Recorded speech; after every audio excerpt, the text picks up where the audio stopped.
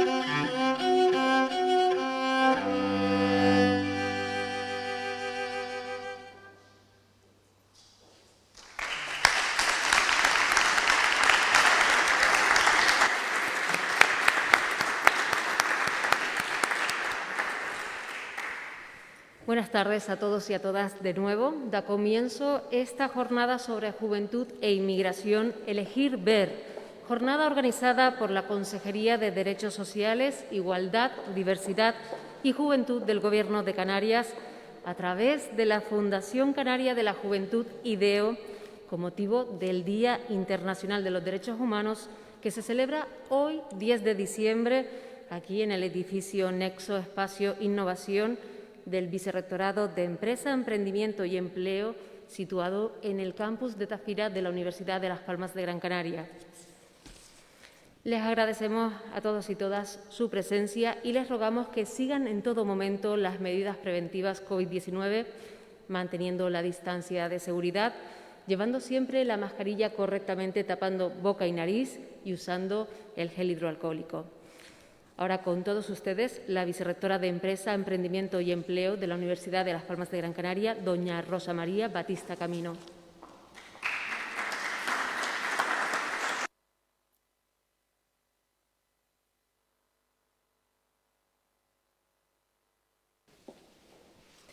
Buenas tardes, bienvenidos, bienvenidas.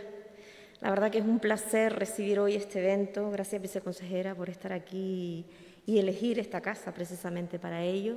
Yo, en nombre del rector, que me pide que les traslade precisamente su calurosa bienvenida, agradecerles a todos su presencia, también en nombre de mi compañero, el vicerrector de Estudiantes, quien trabaja duro precisamente para que la juventud tenga un futuro mejor y desde luego, la estancia en la universidad también les sea más fácil. Agradecerles a todos esta tarde que nos puedan acompañar. La verdad que el tema, hay que decirlo, es un tema candente, un tema que requiere una reflexión social importante y que se haga precisamente pensando en la juventud, en el futuro, ¿no? Yo creo que es un asunto que no es baladí. Este espacio, Nexo, no solamente conecta titulaciones, nos conecta también a distintas generaciones, sino que ahora también conecta culturas. Y en ese sentido, las culturas que están en torno al proceso migratorio es un asunto que realmente tiene sentido en esta casa también. Gracias, viceconsejera. Bienvenidos, bienvenidas. Y ahora yo creo que lo más importante es escucharlos a ellos, ¿no? Gracias.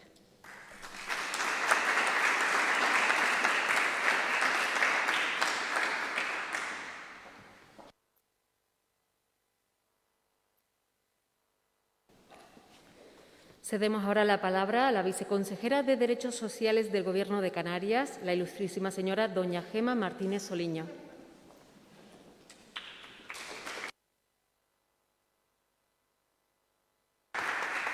Gracias. Lo de ilustrísima aún me cuesta escucharlo. Muchísimas gracias a la Universidad de Las Palmas por recibirnos. La verdad es que siempre es un placer y siempre nos sentimos en casa.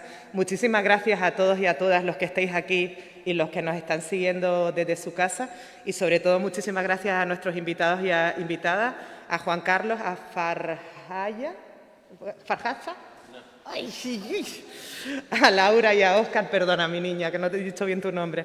Muchísimas gracias, en realidad es a ellos a los que queremos escuchar, o sea que yo voy a ser muy breve. Estoy totalmente de acuerdo contigo en que en este Día de los Derechos Humanos, qué mejor tema que hablar ahora mismo en Canarias que el tema de la migración.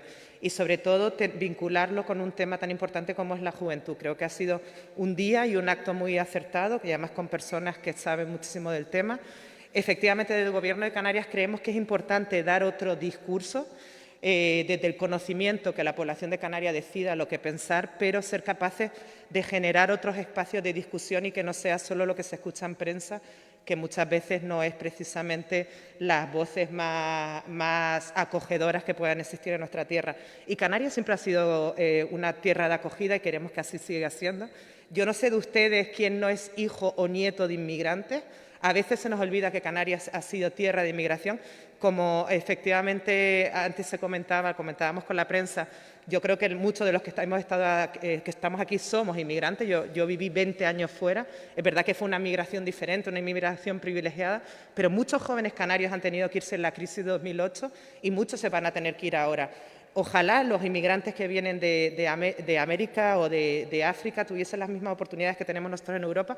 Ojalá los inmigrantes africanos no tuviesen que huir en cayucos y en barcas, y ojalá pudiesen hacerlo con una inmigración con visados o tarjetas azules, que es lo que quería hacer la Unión Europea en su momento. Ojalá fuese inmigración legal, pero el problema nos tenemos que plantear por qué no existen esas tarjetas azules, por qué no se dan visados y por qué esas personas tienen que arriesgar su vida cuando en la Unión Europea los necesitamos.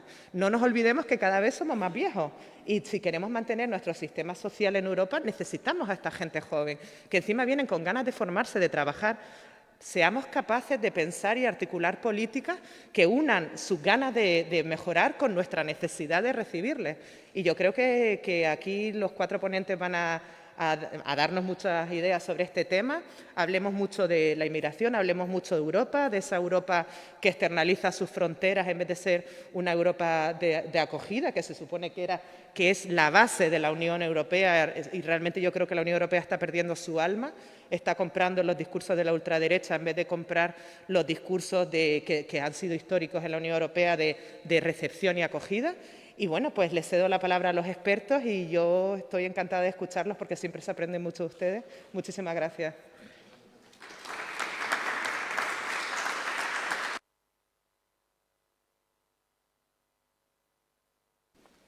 Nos ofrecerá unas palabras ahora la directora general de Juventud del Gobierno de Canarias, doña Laura Fuentes Vega.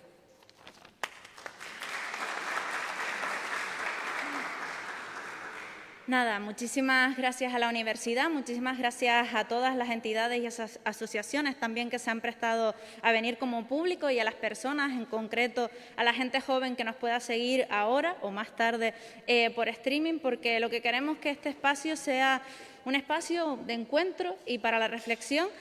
no solo para la sociedad canaria, sino en concreto para la gente joven. Estos días, por lo menos creo que compartirán conmigo, que vemos a menudo en redes sociales, en medios de comunicación, discursos que se alejan mucho de lo esperado en la sociedad canaria o en nuestro país, que tienen más que ver con el odio y con el racismo que con la empatía, la solidaridad o esa Canarias de acogida que hasta hace muy poquito era lo que nos representaba y lo que creo que era de admirar. Creo que muchas muestras de solidaridad, como han sido los rescates a personas incluso en Órsola estos días pasados en Lanzarote, creo que tienen que pesar más y tener muchísima más importancia que algunos discursos, relatos de odio, preguntas, excusas, que al final lo que esconden es un racismo, un odio y un miedo tremendo por la situación que estamos viviendo, que nadie dice que sea fácil, una situación de crisis sanitaria, social y económica que estamos atravesando por ella todos y todas, no solamente nuestro mundo, no solamente Canarias, no solo nuestro país, Europa, sino también el resto del mundo. Creo que en este sentido nos toca pedirle a la juventud que tenga una sensibilidad importante, que sea empática y que sepa luchar en el día a día contra esos discursos de odio, contra ese racismo, en pequeños gestos, en pequeñas acciones, con argumentos. Y lo que les pediré hoy a los compañeros y compañeras que tenemos aquí en la mesa es que hablen desde la emoción, desde su vida, desde los testimonios, desde las anécdotas que les han pasado y ocurrido en sus propias carnes o en lo que han vivido en los últimos años en sus luchas, en sus entidades que han ido trabajando por y pro los derechos humanos, que creo que es por lo que deberíamos trabajar todas y todas. Con ese anhelo tan esperanzador y tan importante, creo que es con lo que tenemos que darnos, así que muchas gracias por asistir y por estar aquí por los derechos humanos.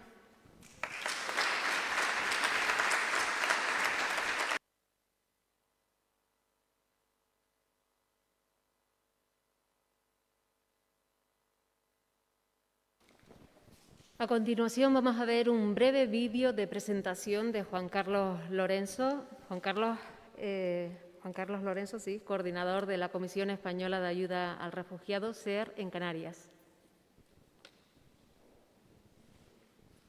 Soy Juan Carlos Lorenzo de Armas, coordinador territorial de la Comisión Española de Ayuda al Refugiado, de SEAR en Canarias, una organización que lleva prestando servicios en esta tierra desde el año 86, a nivel estatal desde el año 79. Nuestra misión fundamental es defender derechos, principalmente el derecho de asilo. Trabajamos con personas solicitantes de asilo, de protección internacional, personas refugiadas, personas inmigrantes, intentando generar un trabajo integral, dando respuesta a todas sus necesidades. Yo tengo un deseo para ustedes, y es que en la vida podemos elegir ser conscientes con realidades o no. Si elegimos ser conscientes y queremos ser agentes de transformación social, es importante el camino de comprender, de responsabilizarnos y de empatizar. Es un camino duro, un camino que hemos desarrollado con más o menos incoherencia, pero un camino muy gratificante a nivel personal. Si queremos que la vida cobre sentido, elijamos el camino de la conciencia y el camino del compromiso.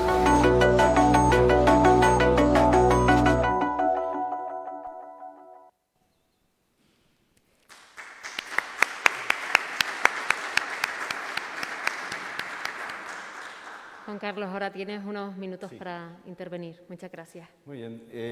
Buenas tardes a todas, a todos. Agradecer la invitación a SEAR en un día tan importante como el de hoy, un día en que conmemoramos, quizás no celebramos demasiado, porque cuando celebramos se supone que tenemos hitos en positivo que poner en valor y el contexto actual está bastante complicado en ese sentido. Pero sí que es un día importante, un día señalado, un día que hay que destacar, un día en el que los derechos humanos tienen que estar encima de la mesa y tienen que estar en la cabeza comunicativa, la cabeza de nuestros pensamientos, la cabeza de nuestras acciones. ¿Han visto un poco qué es lo que es SEAR? ¿Qué hace SEAR? SEAR trabaja con personas refugiadas, personas solicitantes de asilo, personas inmigrantes en situación irregular, personas en situación de vulnerabilidad social, de exclusión social, y trabaja de una perspectiva bastante integral. En el vídeo se decía algo que para mí es importante, es decir, que SEAR principalmente lo que quiere es defender derechos, y defender derechos no solo denunciar situaciones o incidir públicamente o tener un posicionamiento con respecto a una situación concreta. Defender derechos también es permitir que la gente acceda a aquello a lo que tiene derecho, de una manera muy integral, no solo desde un punto de vista jurídico, sino también desde un punto de vista de la acogida, punto de vista social, y de cómo contribuir con el empleo, con la formación, a mejorar sus capacidades y sobre todo, algo que para nosotros es importante, es generar autonomía y dignidad en los proyectos de vida. Nuestra visión no es una visión asistencial, nuestra visión no es una visión de institucionalizar a las personas, ya sea en el sector privado o en el sector público, es generar autonomía e independencia. Creemos que es la mejor manera de que las personas puedan desarrollar un proyecto de vida digno, un proyecto de vida independiente, un proyecto de vida que contribuya. Desde una perspectiva muy de corresponsabilidad. No lo podemos hacer todo, no podemos con todo, y las personas también tienen que contribuir. Evitamos paternalismos, evitamos subsidiar la capacidad de orar de la gente, intentamos promoverla. Junto con eso hay otra perspectiva importante y es la perspectiva de la incidencia y la denuncia. Para nosotros es fundamental que no solo tengamos un trabajo hacia adentro, sino también un trabajo hacia afuera. Un trabajo hacia la ciudadanía, un trabajo con las entidades, con los ciudadanos, con las ciudadanas, con los jóvenes, con las personas jóvenes, las personas que tienen inquietudes, las personas que quieren adquirir compromisos, las personas que se quieren implicar y con aquellas que no lo quieren hacer también. Porque creemos que la única manera de poder cambiar, de poder contribuir a transformar la realidad es incidir en ella, desde un discurso riguroso, un discurso serio, con nuestras incoherencias, con nuestras incongruencias también, pero bueno, intentando aportar siempre dentro de un contexto en el que solo no podemos, sino dentro del conjunto de la sociedad, todos aquellos que están agentes articulados y agentes a título individual. Eso es un poco SEAR. En Canarias, solo por situarles, estamos trabajando con miles de personas y sobre todo en acogida, que quizás es lo más frágil de todo, con alrededor de 500 personas al año. Y eso es importante para nosotros. 3 minutos más o menos. Muchas gracias, Juan Juan Carlos. Me han advertido Carlos. mucho de eso del tiempo, entonces hay que contribuir también. Muchas gracias. Ahora veremos un vídeo breve también para presentar a Farhana Mahmoud, vicepresidenta de la Asociación de Mujeres Africanas en Canarias, AMAC. Hola a todos y todas, mi nombre es Farhana, soy africana, mujer inmigrante y vicepresidenta de la Asociación de Mujeres Africanas en Canarias, dirigida para y por la mujer, cuyos objetivos principales, entre muchos otros, es la integración efectiva de la mujer africana en nuestra sociedad y su formación profesional. Las actividades que solemos realizar son debates, charlas, encuentros, todos ellos dirigidos para la formación y la integración de la mujer africana en el pueblo canario. Me gustaría compartir con los más jóvenes que nosotros somos el futuro y tan solo nosotros podemos cambiarlo. Los migrantes utilizan su derecho a la libertad de movimiento reconocido en la Declaración Universal de 1948. Nosotros tenemos que hacer que se respete y no reprochar a los migrantes el hecho de migrar, es un derecho.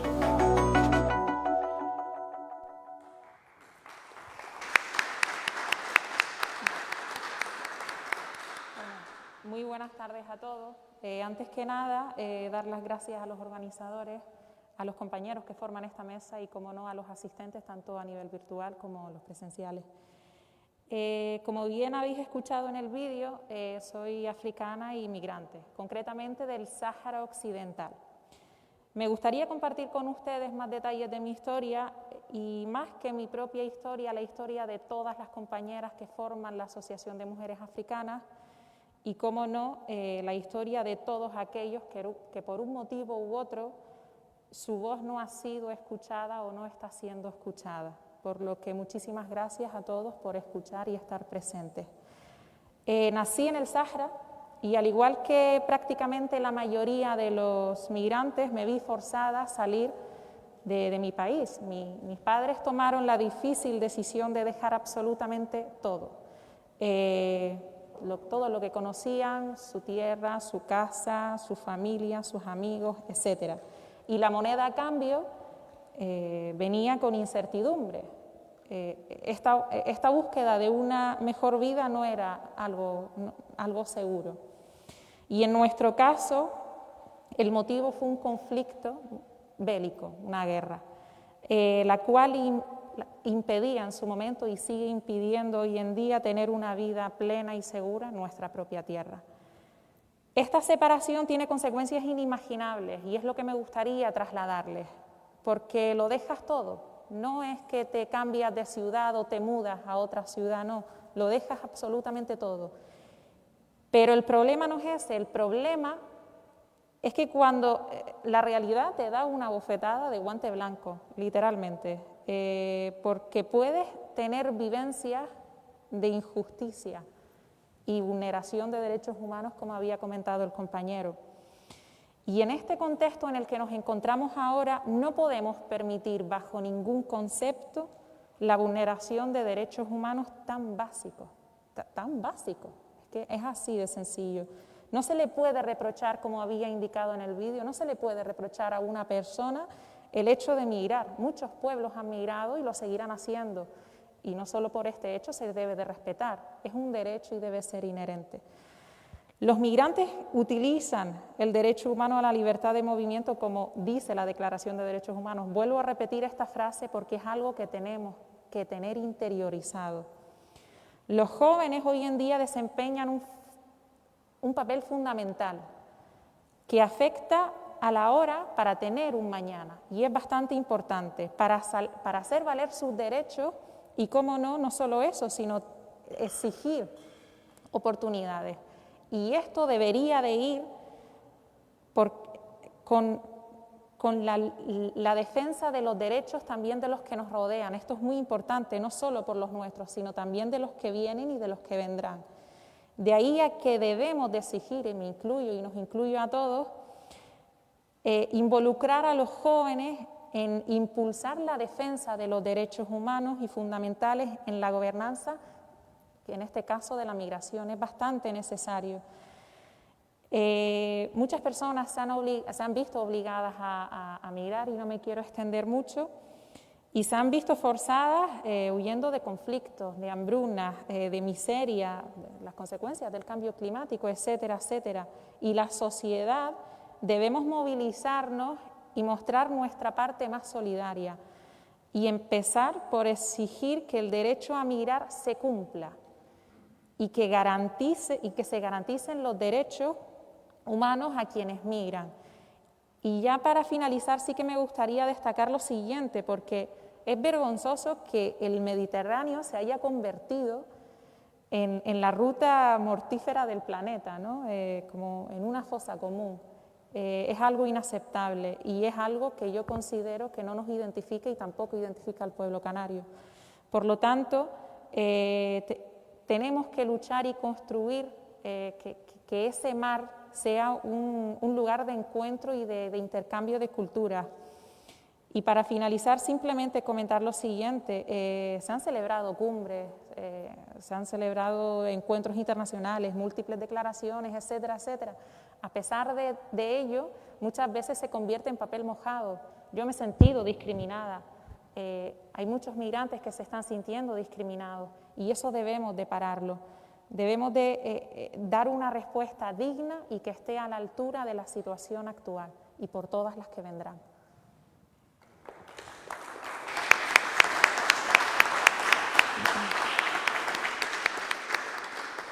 Seguimos con un vídeo para presentar a Óscar Camps, fundador y director de Open Arms.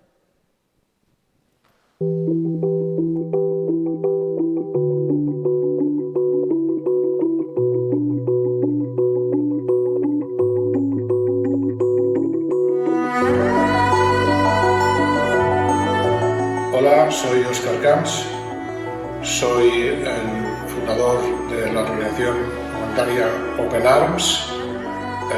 Soy socorrista.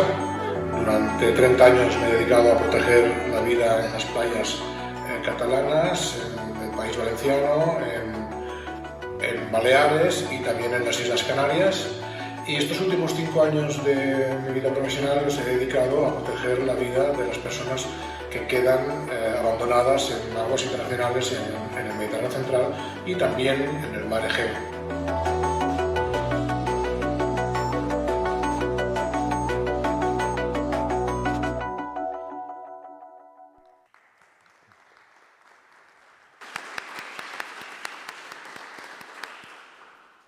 Buenas tardes. En primer lugar, dar las gracias a la organización por invitarme y también agradecer a los compañeros de mesa y compañeras de mesa. Yo me lo he tomado muy en serio, me han dicho 4 minutos o 3 y me lo he escrito. He estado escribiendo en el hotel, casi llego tarde porque es conocida mi tendencia a enrollarme, así es que seré muy breve. No voy a explicar lo que hacemos habitualmente porque ya ya es bastante conocido, ¿no? Pero después de la barbarie del Holocausto, después de que un grupo de personas se reunieran para redactar en 1948 la Declaración Universal de los Derechos Humanos y establecer una serie de derechos fundamentales sin los cuales no podría haber paz, justicia ni libertad en el mundo, el tercero de estos derechos, después del derecho a la igualdad y a la no discriminación, es el derecho a la vida, ¿no? El artículo 3 dice que todo individuo tiene derecho a la vida, a la libertad y a la seguridad de su persona. Es significativo que en la sociedad en la que estemos, que esta especie de hoja de ruta que se escribió para la humanidad deje en tercer lugar el derecho más importante, el derecho que da sentido a todos los derechos, ¿no? Y queda como medalla de bronce, ¿no? Bueno, con el paso de las décadas, muchos políticos y sus gobernantes han perdido de vista completamente el derecho a la vida, ¿no?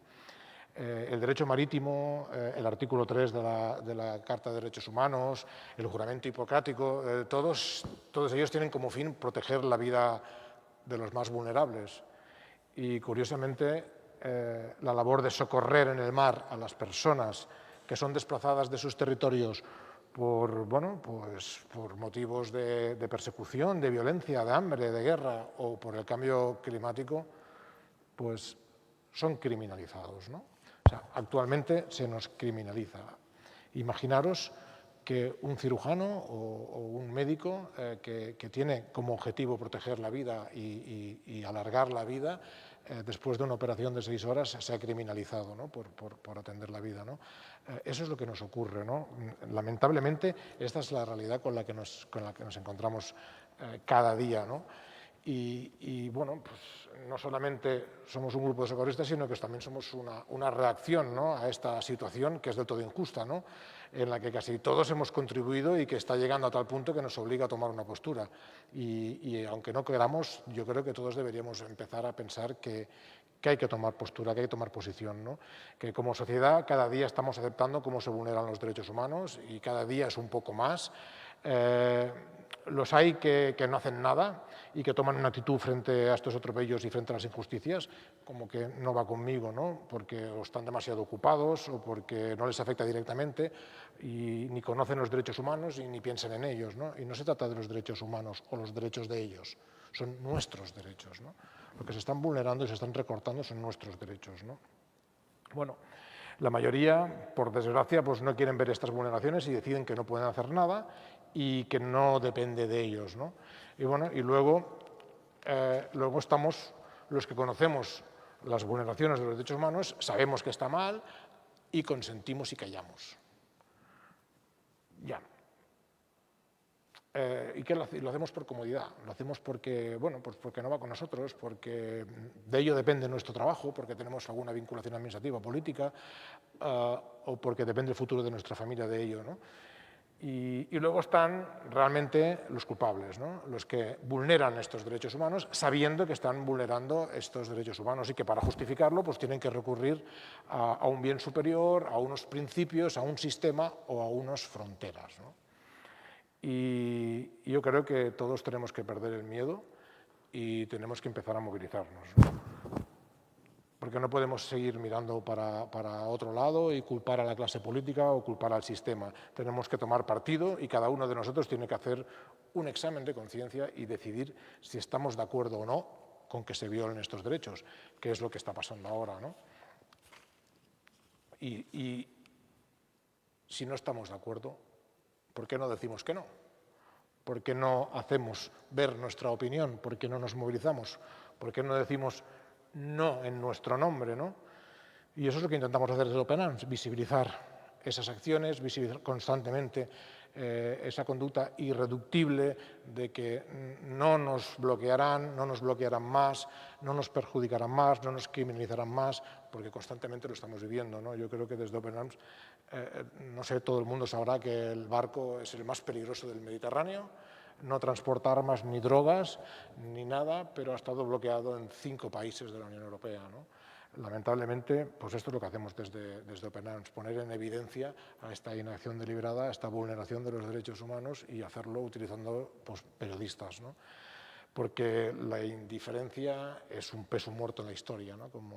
como decían, y no olvidemos que dentro de unas décadas la historia nos juzgará a todos por lo que está ocurriendo, por estos miles de muertos en el Atlántico y en el Mediterráneo, y yo creo que es el momento de posicionarnos, ¿no? Porque si nos callamos seremos cómplices. Así que eso es lo que apelamos desde Open Arms a una oposición. Y eso es todo.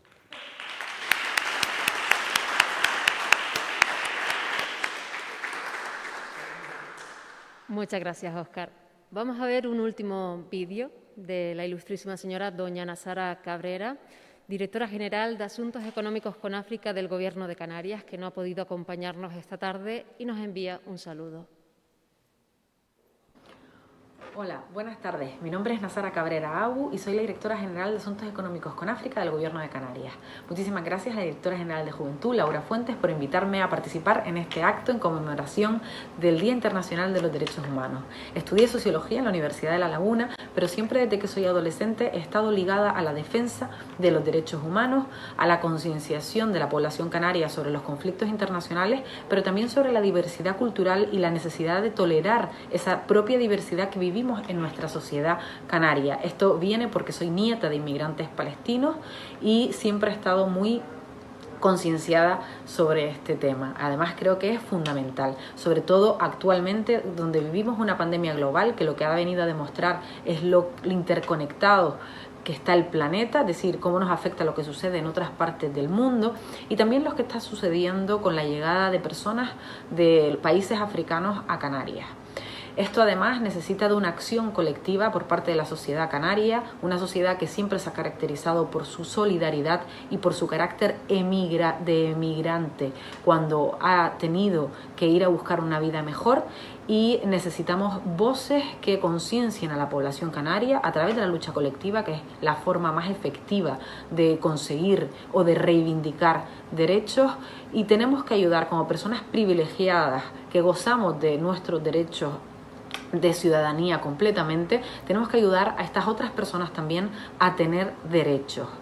Creo que es un desafío que tenemos por delante y además una necesidad cada vez más apremiante. Por tanto, este mensaje es un mensaje para el despertar de la conciencia colectiva de ti como joven, como ciudadana y como persona responsable que debe hacer valer y puede el cumplimiento de los derechos humanos. Muchísimas gracias.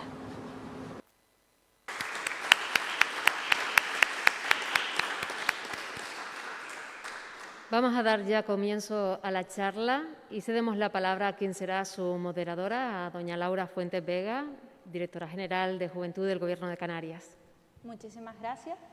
Bueno, yo simplemente quiero empezar, por decirlo así, calentando la mesa, porque es verdad que los tiempos así, para no aburrirles mucho de presentación, eran como muy cortitos, pero a mí lo interesante de esto, lo que me parece es compartir un espacio de debate y de encuentro, como dije antes, con tres personas que tienen una experiencia personal y también profesional, creo yo, en este caso, que tiene que ver con los derechos humanos, pero los más básicos, ¿no? Antes lo hablaba Óscar, estamos hablando del derecho a la vida y es verdad que después nos recordamos el derecho a la igualdad, recordamos muchísimos derechos, el derecho a migrar, pero es que si no hay derecho a la vida, no hay derecho de nada. A mí me gustaría que a veces en los privilegios en los que estamos acostumbradas, que de vez en cuando la pandemia nos ha hecho pues quizás orientar mejor, ¿no? Y pensar pues que no todo es tan seguro y que no todo es tan certero como pensábamos, sino que hay incertidumbre, que de un día para otro pues igual nos confinan y las cosas no van a ser tan fáciles ni aquí ni en ninguna parte del mundo, cuando aquí pensábamos quizás que teníamos ya todos los planes hechos para el futuro, y la verdad que nunca ha sido así, y la pandemia, para bien o para mal, nos lo ha recordado, y a veces me da la sensación de que normalizamos ciertamente la pandemia y nos olvidamos de nuevo pues de todas las personas que están en riesgo, de todas las situaciones de vulnerabilidad, de toda la pobreza que hay al lado de nuestra casa y en el continente de al lado. Nos olvidamos a menudo, y por eso creo que Nazara y los compañeros que tenemos aquí, y ustedes estarán de acuerdo conmigo, en que tenemos que ser agentes del cambio, ¿no? O agentes o transmisores de esa palabra que les pedía.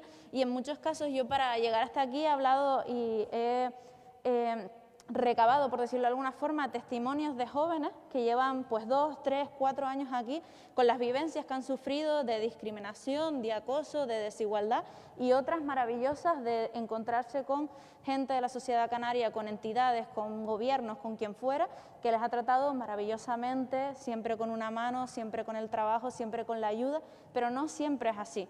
Creo que muchas veces visibilizamos poco lo bueno que sucede y visibilizamos mucho lo malo, pero es verdad que en ocasiones vemos lo malo y creo que no hay que taparlo para nada, porque si no seríamos, como ha dicho Óscar, cómplices, ¿no?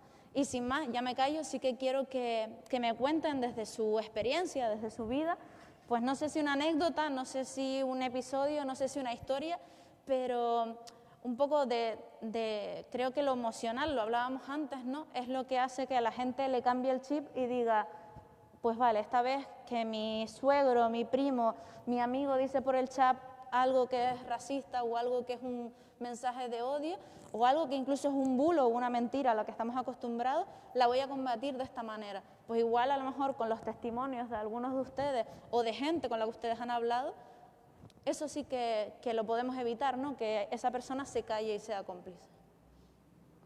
¿Quién quiere?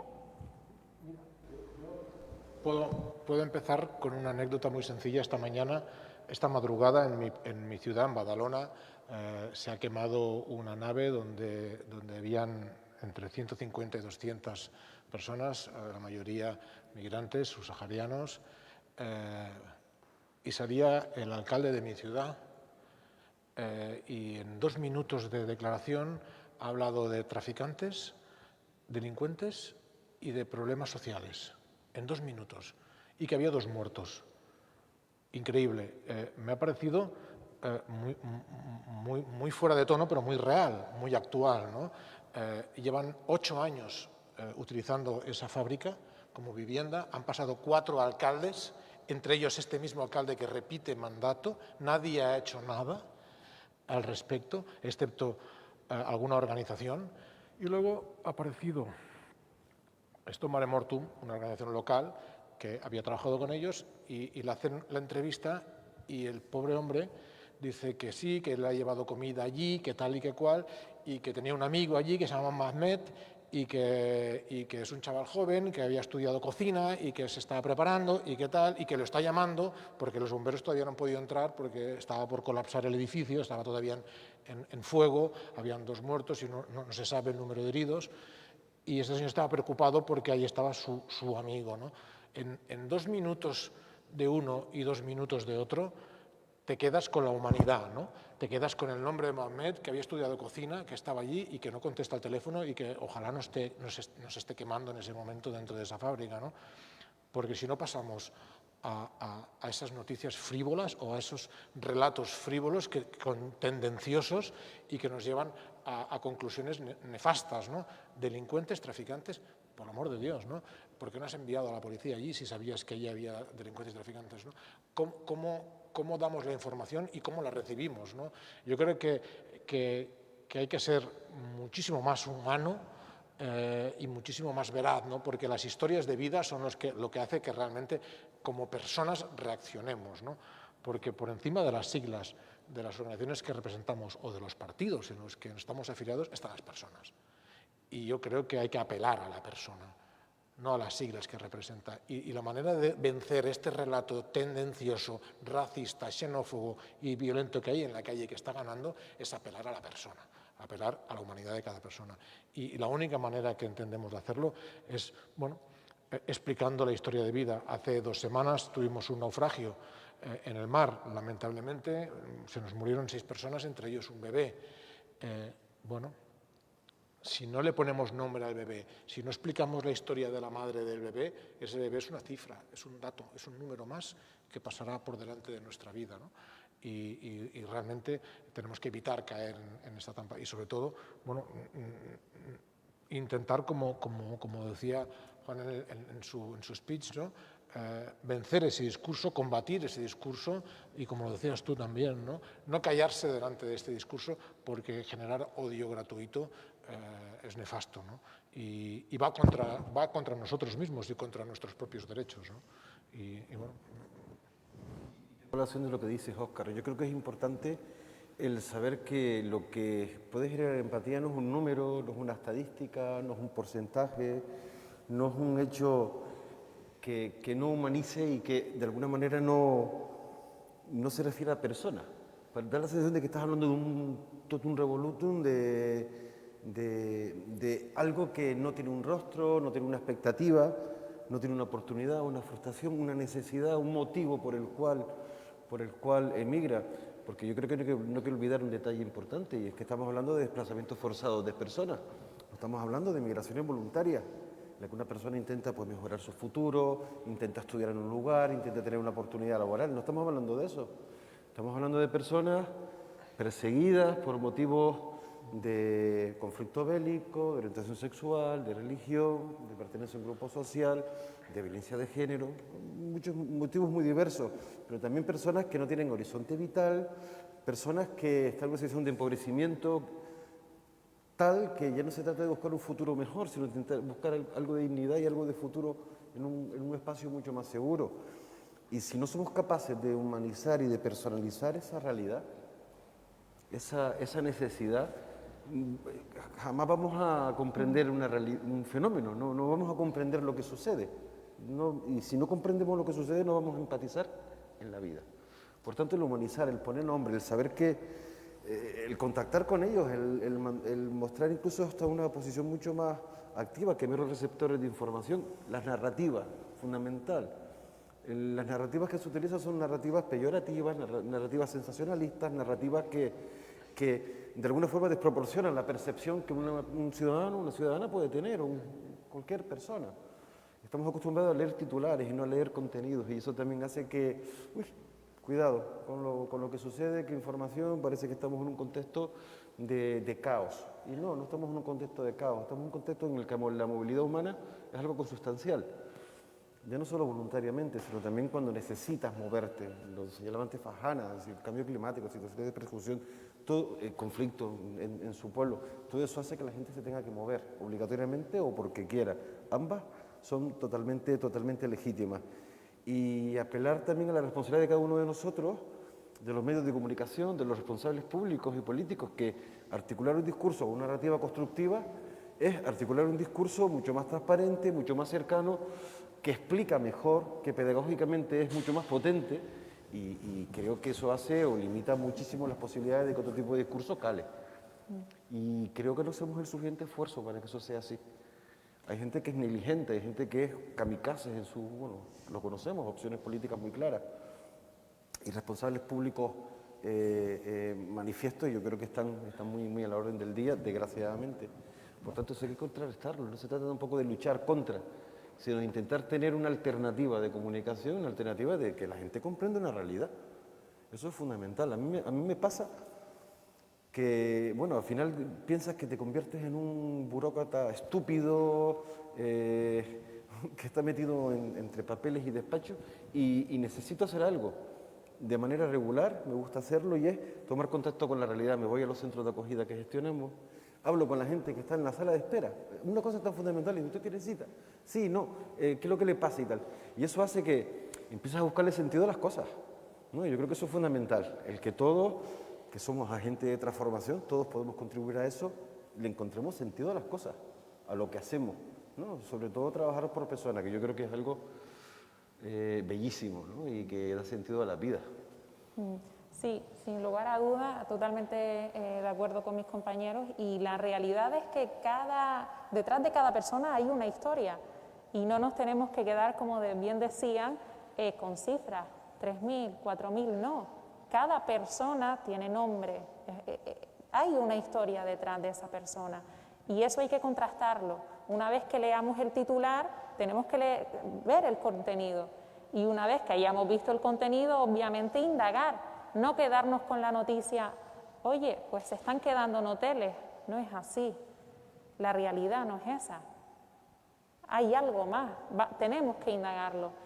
Y lo que sí me gustaría comentar y compartir con ustedes, más que una anécdota, sino la misma realidad, en una de las tantas charlas que damos en la asociación, solemos o intentamos pues ir al mayor número de institutos, colegios, es decir, ir hacia la juventud. porque consideramos que es básico y uno de los objetivos de la asociación es conseguir esa sensibilización, y una de las maneras de conseguir esa sensibilización es acudir a ellos y contarles, no solo la fortaleza de la mujer africana, sino sus retos, sus debilidades, su intención de querer integrarse y todo lo que puede aportar a esta sociedad y lo que puede también recibir y aprender, y no solo la mujer africana, sino la migración en general. Y una cuestión muy curiosa, porque eran alumnos de primaria, chiquititos. Claro, lo que impacta son las imágenes. Y quisimos empezar la charla pues con imágenes. Seleccionamos 2 imágenes. La primera de ellas pues era una imagen de un inglés que viene a España de vacaciones, ¿no? En un hotel, con su bañador, etcétera, etcétera. Y la otra imagen era también un turista. La diferencia es que era una persona negra. Esa persona también en la imagen se ve que está pues en un hotel de vacaciones con su bañador exactamente igual. Y claro, yo le pedí a los muchachos que describieran lo que estaban viendo. La primera imagen automáticamente y sin dudarlo la identificaron como pues oye, una persona que viene de vacaciones, un turista, un guiri. Y pongo la otra imagen y me dicen, un migrante y seguro habrá venido en patera.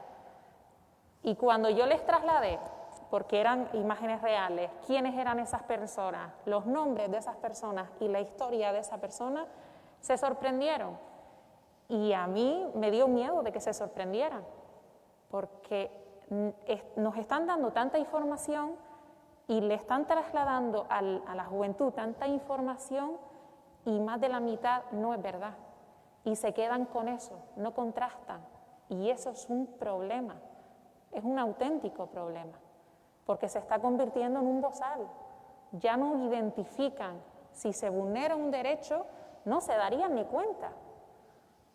Entonces, la parte de humanidad la estamos perdiendo. Sin lugar a dudas, las leyes se tienen que adaptar a la situación actual de migración, sin lugar a dudas. Las leyes no están adaptadas, no lo están. Y es algo que tenemos que exigir de que se adapten, porque todas las leyes que actualmente están vigentes se tienen que elaborar desde una perspectiva de humanidad, porque estamos hablando de derecho, no desde una perspectiva de interés, economía, etcétera, etcétera, etcétera, sino de humanidad. Yo creo que una de las patas importantes las has comentado tú para las instituciones públicas, incluso, seguro que coinciden conmigo la propia universidad, los institutos de educación. A veces cuesta el cómo llegar, ¿no?, a la gente joven, y entonces entendemos que como están recluidos en institutos, en colegios, pues vamos allí, les soltamos una charla un rato y entendemos que ya hemos hecho todo, ¿no? Le hemos dado una charla sobre los derechos humanos, sobre los ODS, ya los pibes y las pibas saben de lo que estamos hablando, nos vamos y no nos damos cuenta de que nosotros que hemos ido una vez al año, que está muy bien, ¿no?, pues obviamente es necesario, pero es que al día siguiente ellos van a tener el relato 24 horas de las redes sociales, bulos y fake news incluidos, van a tener el relato de su familia con la ideología, pensamiento o crítica que sea, o el de sus amigos, el de sus iguales, ¿no?, que también pueden tener realidades diversas. Por ejemplo, cuando en institutos o en coles hay una convivencia, una interculturalidad, hay una sensación de convivencia, ¿no?, de intentar ir más allá con ese espíritu crítico, como que se avanza. Pero es verdad que muchas veces, y ahora con la pandemia, en esta situación casi de aislamiento, en muchos casos social, forzado, ¿no?, de estar más pegado a la maquinita o al móvil que a una persona, y mucho menos de conocer las realidades de otra persona o de tocarlas, porque ya es que ni nos tocamos, ¿no?, para saber lo que está sintiendo una persona que ha llegado en patera, o alguien, por ejemplo, un voluntario de Cruz Roja, de cualquier otra entidad, que lleva trabajando no sé cuántas horas para ayudar a las personas que llegan, ¿no? Con esa gente no hablamos, de esa gente no tenemos los relatos. Entonces yo les quería preguntar un poco el trabajo, el curro que ustedes hacen desde sus entidades, que tú lo has comentado un poco, ¿no?, lo de ir a la juventud, pero también cómo lo ven el factor de quiénes vienen, si es que vienen los voluntarios jóvenes, que tendrán que existir en la proporción que sea, ¿no?, porque es verdad que no serán los mismos que a lo mejor en otras edades, que tienen muchísimo más tiempo libre o lo que fuere, pero ¿qué podemos hacer o qué incluso hacen, por ejemplo en Cataluña, para, por decirlo así, acercarlos, ¿no?, y convertirlos en cómplices de lo bueno? De lo que se habla muy poco es de los motivos por los cuales la gente tiene que moverse, desplazarse o migrar. Evidentemente que es mucho más práctico para afianzar ese discurso de odio, decir datos, decir cifras y deshumanizar, como decíamos, ¿no? Pero los motivos reales por que los miles de personas huyen de un país o miles de jóvenes huyen de un país, a veces no se nos explican, ¿no? O no se nos explican o no salen a la luz, o no son de interés general, o bien hay un interés político en que no se sepa, ¿no? Esos acuerdos fantasmas que tenemos, esa política de la propia Unión Europea para frenar la migración, ¿no? Frenar la migración, o sea, no solamente no les damos visados para que lleguen a Europa de ninguna manera, no solamente no facilitamos ni vías legales ni seguras para que puedan solicitar asilo o refugio, les obligamos a poner los dos pies en territorio europeo para poder solicitar este derecho. No solamente eso, sino que además firmamos acuerdos con terceros países para que hagan un trabajo sucio de por medio, o sea, frenar esas salidas, esas llegadas, bloquearlos, utilizando evidentemente la fuerza, la violencia, y son países que tienen una dudosa tradición ni democrática ni de respeto a los derechos humanos, ¿no? Claro, esas políticas de externalizar fronteras, de pagar a terceros países, de pagar a Turquía, de pagar a Libia o de pagar a Marruecos, ¿qué nos hace pensar que cada vez que se renegocian estos acuerdos, estos convenios que ni apenas sabemos los ciudadanos mortales, cómo se negocian y cómo se renegocian, ¿no? Yo os puedo explicar que en el Mediterráneo Central, cada vez que los grupos armados libios quieren más dinero, dejan salir. Son los mismos que controlan la migración. Y hay una connivencia brutal entre las milicias y los traficantes. Es que son los mismos, se ponen una gorra o se quitan una, ¿no? Y dejan salir 3.000, llegan a Italia 3.000 y el gobierno italiano se pone a negociar rápidamente con Libia a ver cómo paramos esto, les regalamos más armas o les pagamos más dinero, ¿no? Lo de los turcos no tiene desperdicio, ¿no? Lo de pagar 6.000 millones a Turquía para que no dejen llegar sirios a Europa es flagrante, ¿no? ¿Y qué pasa con Marruecos, ¿no? ¿Qué hay de Marruecos, ¿no? Que bombardea los kurdos, los bombardea Assad, el presidente de Turquía, Erdogan, pero Mohamed VI bombardea a los saharauis justo cuando llegan un montón de marroquíes a España vía Canarias. ¿Qué pasa con toda esta información, ¿no? ¿Qué pasa con los barcos factoría que han estado esquilmando las aguas de Senegal durante los primeros meses de este año, que estaban recluidos en pandemia? ¿Qué pasa con toda esta información, ¿no? ¿Qué pasa con todos estos jóvenes que no van a poder pescar en los próximos 2 años, ¿no? Los obligamos a migrar. ¿Qué pasa con esos países a los que estamos fomentando la guerra porque nos interesa el coltán o nos interesa la plata o nos interesa el petróleo o el gas o esas necesidades geopolíticas, ¿no? Lo que está pasando ahora, y no nos lo cuentan, es la consecuencia de décadas de explotación, ¿no? Estamos hablando de que estas pobres personas que llegan en patera a las Islas Canarias no quieren quedarse en las Islas Canarias, ni siquiera quieren quedarse en España. Es un país más dentro del tránsito del que ellos tienen, ¿no? Ni siquiera quieren llegar a Italia, ni siquiera quieren llegar a Grecia, quieren seguir su recorrido, ¿no? La mayoría de ellos.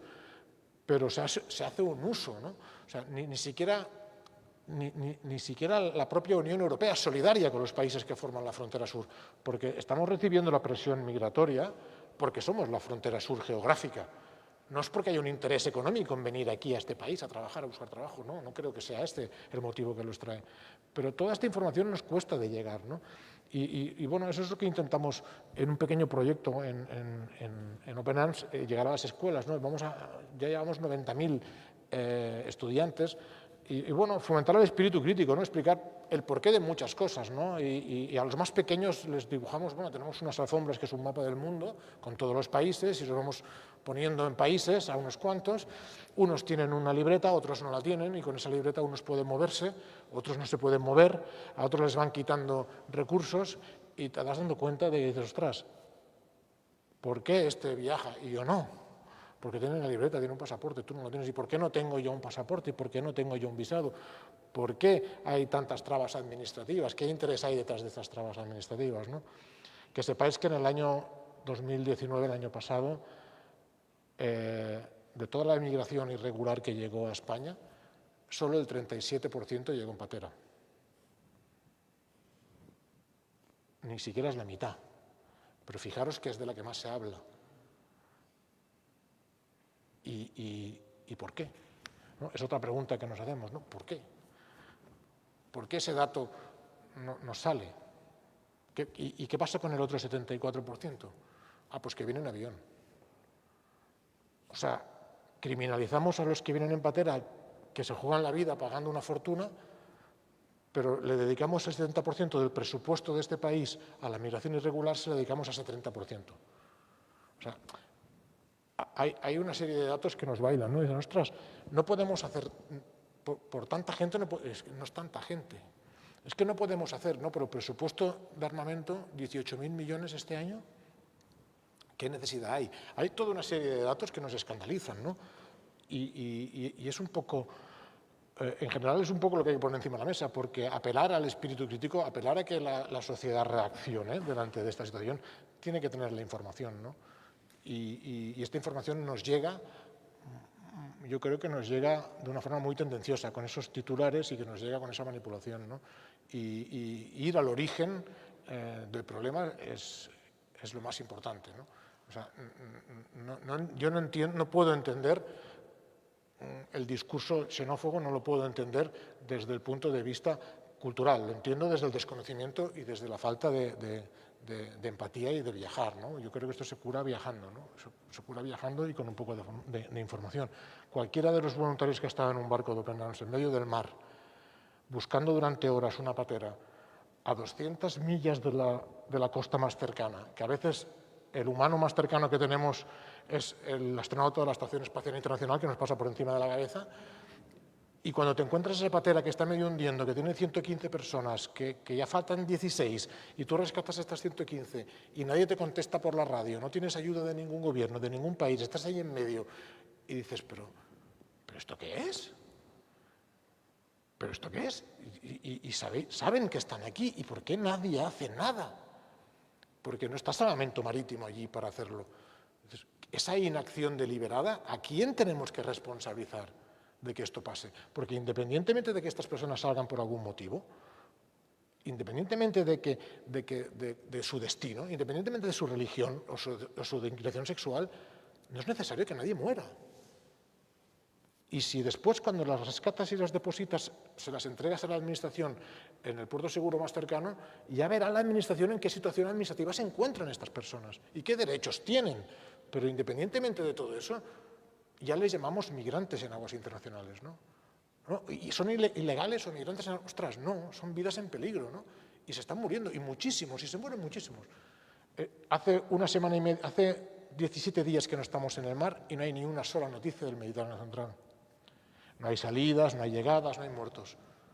Estuvimos una semana, tuvimos 2 naufragios, 4 rescates y llegamos con 270 personas. ¿Qué pasa cuando no estamos? Muere muchísima gente. Estamos en el siglo XXI. Esto pasa en Europa, en el mar Mediterráneo, con una connivencia general. Y seguimos mirando para otro lado, ¿no? Entonces, es alarmante. Entonces, cualquier cosa puede pasar en Canarias, ¿eh? O sea, evidentemente, si esto lo hace la propia Unión Europea, lo que pueda pasar aquí puede ser cualquier cosa, ¿no? O sea, si no pasan más es porque, porque quizá estáis más encima, ¿no?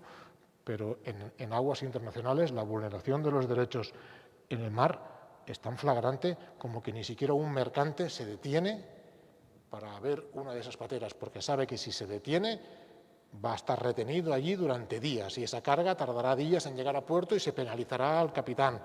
Por lo tanto, no van a parar. Estamos llegando a este tipo de sociedad y eso hay que atacarlo.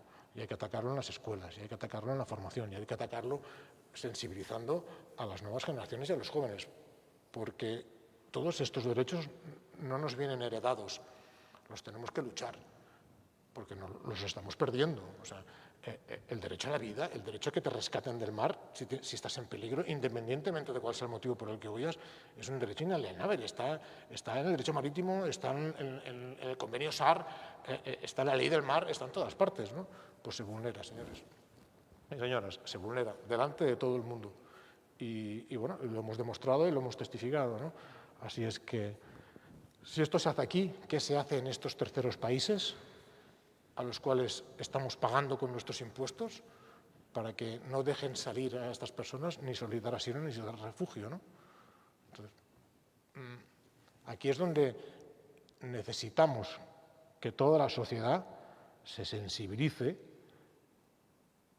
con los propios derechos, con nuestros propios derechos, no con los suyos, porque si se permite disparar balas de goma a gente que está nadando en el agua, que intenta salvar su vida, y se les judicializa y salen indemnes, y la sociedad no responde, somos todos cómplices, ¿eh? Nadie se escandaliza. A mí sí me gustaría comentar, ya que ha puesto el ejemplo, porque ha sido un caso real que ha sucedido, ¿no? Disparar a gente mientras está nadando para salvar su vida. Para encontrar la respuesta adecuada hay que hacerse la pregunta adecuada. Y el compañero bien lo ha dicho, ¿por qué? Tenemos que buscar el por qué.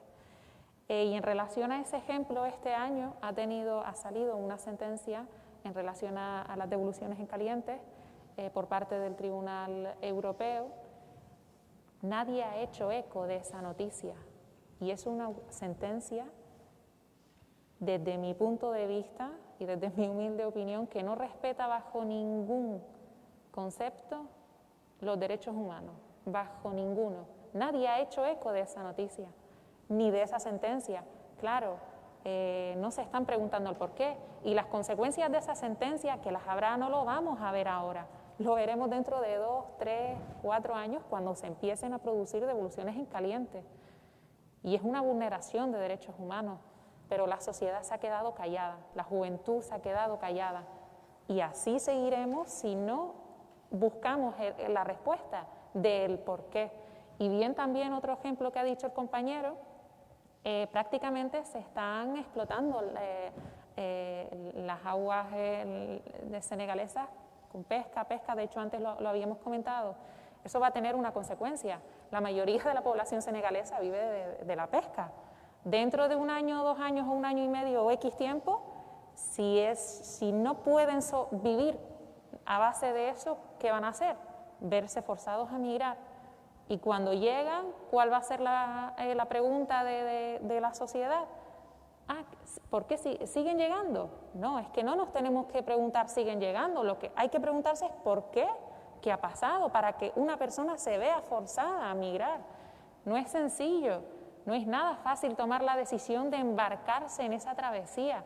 Y siempre hablamos de la travesía del mar, pero es que también hay una travesía, la del desierto. Todos los que vienen de Senegal, todos los que vienen de Mauritania, no es que cojan un avión, se planten en Marruecos, en Dakhla, en el Sahara y cojan una patera, no, eso no es así. Es que hay una travesía previa. Hay gente que cruza el desierto del Sahara para llegar allí y ya después la travesía del mar, pero nunca hablamos de las vidas que se pierden y que se han perdido en el desierto. Y también está siendo un lugar, está siendo una fosa común y eso también tenemos que dar eco de ello. Yo creo que antes, y tú también lo estás señalando, Farhana, la indiferencia. La indiferencia a la hora de afrontar los retos migratorios de muchas personas que tienen que abandonar sus hogares.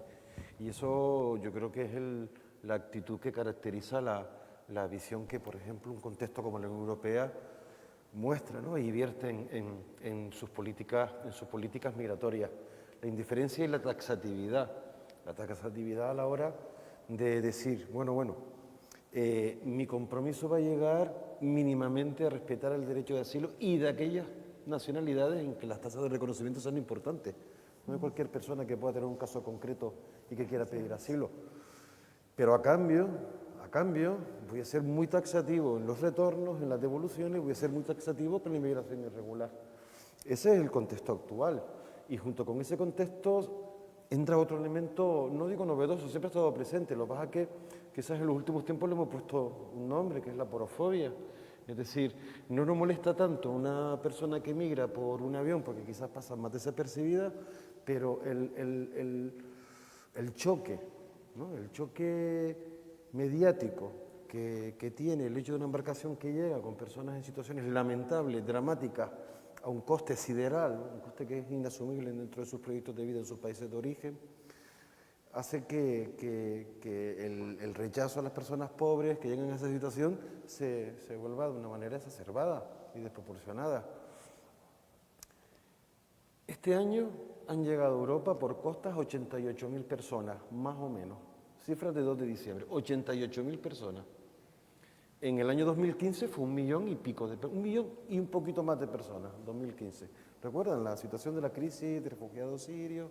Bla, bla, bla. O sea, y yo creo que la polarización con respecto a los discursos, a la desproporción de la percepción, no tiene parangón con lo que nos está pasando ahora. ¿Sí? Realmente es un problema. En este caso la cifra nos ayuda a dimensionar una realidad. ¿Realmente es un problema o será que no estamos sabiendo gestionarlo? ¿O será que estamos en un contexto de una fragilidad y una precariedad de los proyectos de vida de todo el mundo que hace que surjan esos procesos de competencia social no solo por los recursos, sino también por los derechos? Javier lo decía, oye, cuando echamos a pelear el último con el penúltimo, estamos haciendo un flaco favor a la defensa de derechos. Un flaco favor a la defensa de derechos. Y cuando los procesos no son de cooperación, de colaboración, sino son procesos de competencia, realmente ¿con quién estamos compitiendo? ¿Con quién tiene recursos? No. Estamos compitiendo con aquellos que están frágiles también. Y eso es importante, el saber que son situaciones de exclusión social que tampoco podemos contraponer. Si cuando alguien te dice, mira, es que duerme en un hotel y yo duermo en el parque de aquí al lado, eso me ha pasado a mí personalmente, pues ante ese comentario no le puedes decir nada. Lo que tienes que tener claro es decir, mira, quizás no será que los procesos y las orientaciones de la inversión social están equivocados, será que los recursos no están bien repartidos, será que los derechos son para todos y no solo para ellos y para ti no, o para ti sí y para ellos no, porque al final tiene que ver con eso. A mí me resultó, o sea, ya no solo que me doliera, sino que me pareció inaudito, un vídeo que surgió por ahí, una señora mayor, podía ser mi madre perfectamente, grabando con un vídeo en una playa del sur, un vídeo. Y eran unos chicos africanos paseando por la playa, dando un paseito por la playa, todos con su mascarilla, eso sí, son súper disciplinados. Se los digo por la gente que vive con nosotros, súper disciplinados. Con las medidas, con tal, son gente excelente, ¿no? Si le diéramos una oportunidad, yo creo que mejor nos iría. Y la señora decía algo así, dice, y encima se dan un paseo o vienen a dar una vuelta por la playa, pasean por la playa. Yo me quedé asombrado, digo, bueno, puedo entender que consideres que no tienen por qué estar aquí. O sea, puedo incluso hasta entender que lo puedas pensar, habrá que hacer algo contigo, habrá que hacer algo con ese discurso. Pero el hecho de que una persona pueda perfectamente deambular y dar un paseo por la playa me pareció que ya era una cuestión de castaño oscuro. Me pareció muy, muy, muy fuerte. Muy, muy, muy fuerte. Porque eso detrás tiene un discurso muy, muy potente. Un discurso que se compra fácil. Un discurso que de alguna manera visibiliza la frustración por la precariedad que viven muchas personas, por la fragilidad de sus proyectos de vida. Y esos procesos de competencia social solo nos llevan a poner en riesgo una cohesión social que medianamente se va manteniendo en Canarias. Una tierra que siempre ha sido acogida y demás. Son los ecos que se escuchan de manera muy, muy clara. Tú decías antes, Laura, ¿qué proponer también? ¿Qué la juventud, ¿no? ¿Qué presencia puede tener en un contexto? Pues para mí tiene una presencia fundamental, no solo desde el punto de vista educativo, antes lo señalaba Óscar, Farjana también, con respecto a las labores o las tareas que realizas en institutos, en colegios y tal. Mientras más chicos, es más satisfactorio trabajar con ellos y sabes que vas a tener de alguna manera una oportunidad de que sean elementos transformadores de la realidad que está a su alrededor, no solo la propia, sino de sus padres. Es una cosa muy curiosa lo que se produce con los niños. No solo eso, sino también que la gente tiene que adquirir un espíritu crítico, pensar por sí mismo.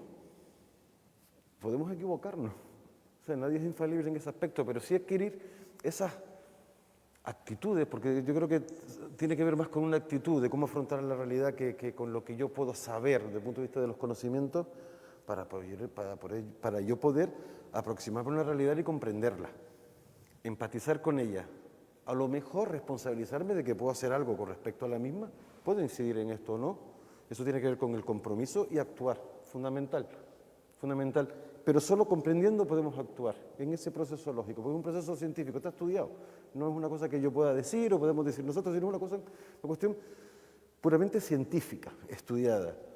Jóvenes, los que viven con nosotros. Muchos jovencitos que no solo viven, no solo se han formado a lo mejor con las acciones de un servicio nacional de empleo, de las acciones formativas que SEAR pueda realizar o cualquier otra organización, sino que luego se responsabilizan también de aquello que ellos recibieron. Es decir, como hemos visto de una manera muy clara cómo van completando el círculo. Gente que llega con nosotros, jovencitos, se forman, se independizan, regresan a nosotros porque quieren ayudar también de alguna manera para contribuir a aquello que ellos también recibieron. Y eso es fundamental. Es fundamental. Jóvenes universitarios que consideran que tienen que darle un sentido a su vida distinto, se acercan, quiero hacer las prácticas con ustedes, quiero conocer un poquito más, quiero hacer un trabajo de investigación, y eso de alguna manera tiene cierto elemento transformador. Yo creo que tenemos que potenciar eso muchísimo, dar esas facilidades y esos canales y orientar a las personas a que, oye, mira, tú puedes al final pensar lo que tú consideres, pero al menos accede, ¿no?, a una forma de funcionar, a una forma de configurar tu pensamiento para que de alguna manera puedas contribuir más allá en el contexto en el que te desarrollas. Y esto sirve para todo. Sirve para la inmigración, sirve para personas que están desfavorecidas, sirve para el vecino o la vecina que tienes y el que también tendrías que apoyar, porque seguramente te va a apoyar a ti. Yo creo que es una cuestión de construcción de una ética, ¿no?, de una ética ciudadana. Adultos, jóvenes, niños, una ética ciudadana que obviamente seguramente contribuye mucho más a lo que es el bienestar de todos y de todas. Yo quería también que las personas asistentes, además de diferentes entidades, si tenían alguna pregunta que le quieran hacer a cualquiera de las personas que estamos aquí en la mesa, pues en cualquier momento levanten la mano, se les acerca el micro y pueden participar, porque también me parece importante, incluso si por Facebook lo estamos retransmitiendo en streaming, pues hay alguna pregunta, pues también las compas nos lo pueden avisar, pero que sepan que, bueno, que aunque podamos seguir hablando un rato más, porque podríamos creo que pegarnos aquí hasta mañana hablando del tema, sí estaría genial pues si tienen alguna pregunta que la compartan y cualquiera de ellos la responda. Creo que había levantado la mano por aquí, no sé.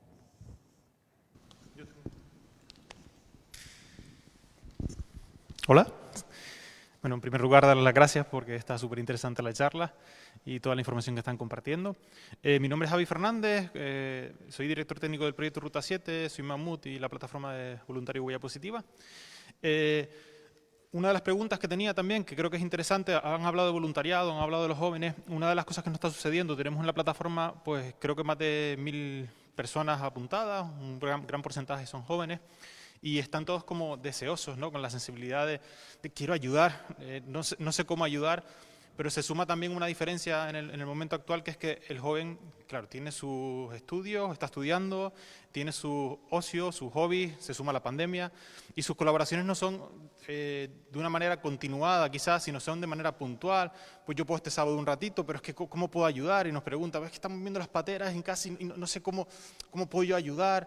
Y yo sé que es complicado, pero ¿de qué manera un joven, una persona joven puede ayudar de una forma voluntaria en pequeños tramos de tiempo sin tener que pasar por un proceso completo de formación para acercarnos al voluntariado? Esa es una de ellas.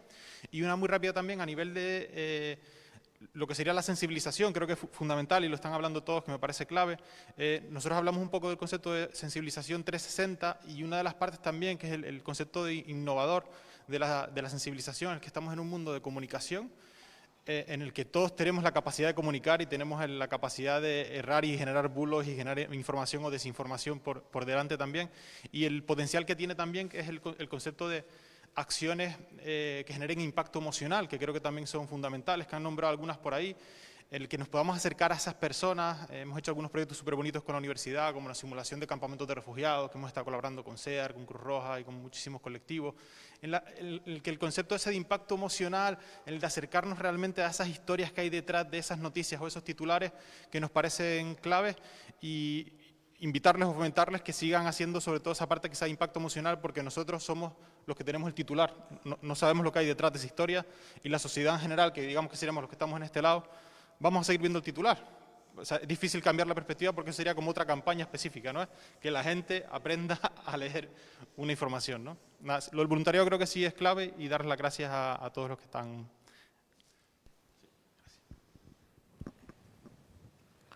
El tema del voluntariado, es muy difícil hacer voluntariado a la medida, ¿no? Lo que sí que es fácil es regar la semilla de la solidaridad en los jóvenes, ¿no? A todo el que la tiene, porque la tienen prácticamente todos, hay que irla regando, hay que ir facilitando las cosas, facilitándole aproximarse a la acción social, pero no hace falta que sea una acción social desmedida. Los tenemos en el cajero, los tenemos muy cerca, no hace falta que sean precisamente los de las pateras, sino quizá haciéndoles entender la necesidad general, los movilizas a hacer acciones puntuales para obtener recursos para lo que sea. No sé, desde nuestra organización son los propios jóvenes que nos proponen acciones para colaborar, porque no todo el mundo se puede subir a un barco, evidentemente, entonces queda muy limitada la acción voluntaria, queda limitada pues, a estar en un stand o hacer charlas o a participar en alguna actividad, pero la sociedad se la hace suya y se organizan maratones, carreras, obras de teatro, mercados, no sé qué, con el fin de ¿qué? De obtener fondos o de difundir o de naturalizar esta situación, o sea, de hacerla natural, de que los niños te lo traen a casa. Lo importante para nosotros a veces es convencer al padre, porque el discurso en casa no siempre es favorable. Así es que una vez convences a los profesores para poder hacer la sensibilización en los colegios, llegas a los jóvenes o a los niños y ellos llegarán a los padres y luego te viene el retorno, ¿no? Así es que facilitarle lo máximo las cosas, o sea, es regar las semillas. ¿Qué queréis hacer? O sea, la pregunta es ¿qué queréis hacer para ayudar a estas personas, ¿no? Y de ellos sale la propia iniciativa, porque el voluntariado antiguo, yo creo que la mayoría de las grandes organizaciones se tienen que bajar la actualización 3.4, ¿sabes? Porque han quedado un poco como no sé, no muy modernos, ¿no? Y yo creo que las cosas tienen que cambiar. Todo el mundo puede ser voluntario y todo el mundo puede hacer cosas, incluso desde tu casa puedes hacer cosas, ¿no? Y hay que cambiar la mentalidad de la acción, porque si no ya es la cooperación internacional, ¿no? Yo a los jóvenes les digo, oye, pásate un año, porque lamentablemente somos, cuando hablamos de solidaridad, hablamos de caridad, hablamos de donaciones, siempre pensamos en los ricos, ¿no? Hostia, el Bill Gates, no sé quién, que da, no, perdonar, pero en este planeta el 30% de la población mundial es el primer mundo, somos nosotros. Nosotros somos los ricos, el 70% es pobre. O sea, no es Margasol que tiene que poner millones, somos nosotros que tenemos, porque ¿qué ocurre? Que vivimos por encima de nuestras posibilidades. O sea, el 70% de la población mundial no podría tener los mismos coches por familia que tenemos aquí, porque no sostendría el planeta la presión ecológica. Así es que algo estamos haciendo mal en global, ¿no?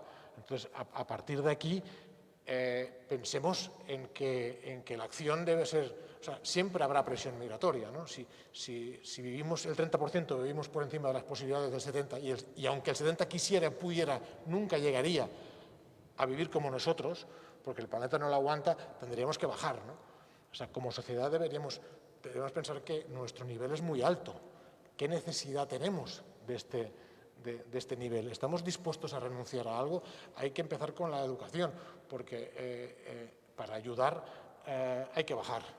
O sea, no pretendemos que los otros suban a nuestro nivel, porque no se podrá subir a este nivel. Nosotros tenemos que bajar el nuestro, el consumo en general, la educación en general, todo en general, ¿no? El voluntariado en general, todo tiene que cambiar, porque se trata de igualar, ¿no? Hablamos mucho de la igualdad, pero hay que igualar con nosotros, ¿no?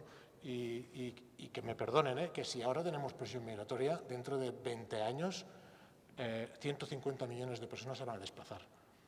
150 millones de personas se van a desplazar. Si ahora nos da miedo que el 18% de la migración africana quiera llegar a Europa, el 18%, el resto es movimientos internos de un continente que la media de edad es 19 años y son 1.200 millones, y si nos estamos preocupando ahora, que Dios nos coja confesados.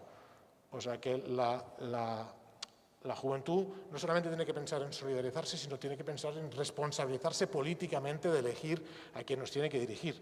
Porque, ojo, que nadie está preparando, o sea, yo no veo ni que la Unión Europea ni que ninguno de nuestros responsables políticos o referentes políticos esté pensando en alternativas más allá de su mandato, de sus 4 años. ¿Sabes? No vemos estadistas por ninguna parte, ni siquiera en la Unión Europea, y da todo miedo, ¿no? Entonces, la educación, bueno, en general todo, ¿no? Es una sacudida que hay que dar, porque nos hemos quedado aletargados, ¿no? Yo tengo la sensación de que la sociedad se ha dormido, ¿no? Durante los últimos 20 años nos hemos dormido, ¿no? Y no tenemos ni vocación política ni líderes políticos, no sé, fijaros que ¿quién nos dirige? ¿No? O sea, nos dirige quien un partido quiere, no el más honesto, el más preparado, no, unas listas cerradas que nos dicen y a votas. O sea, hay que cambiar muchísimas cosas, ¿no?